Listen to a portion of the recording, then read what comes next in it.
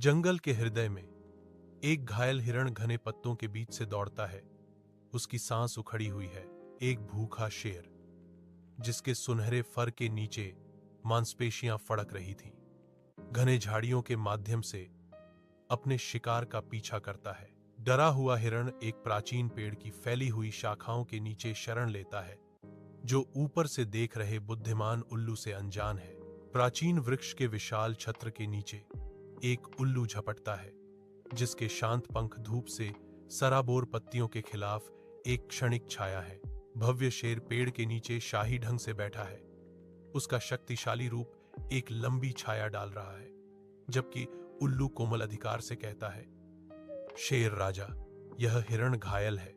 यदि तुम इसे अभी मारोगे तो यह क्रूरता होगी। इसे ठीक होने दो, फिर प्रतिस्पर्धा करो यदि तुम अभी भी चाहते हो। शेर के चेहरे पर विचार का एक क्षण झिलमिलाता है। इससे पहले कि वह सिर हिलाता है, उसकी आवाज नए संयम के साथ गूंजती है।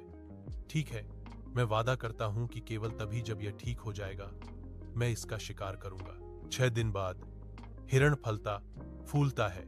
जंगल के आवरण के नीचे जीवन शक्ति बहाल हो जाती है। एक अनकहे बंधन से आकर्षित होकर शेर जंगल में अपनी मिलन स्थल पर लौटता है।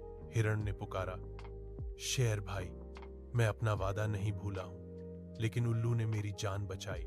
अगर आप चाहें तो हम सब दोस्त बन सकते हैं।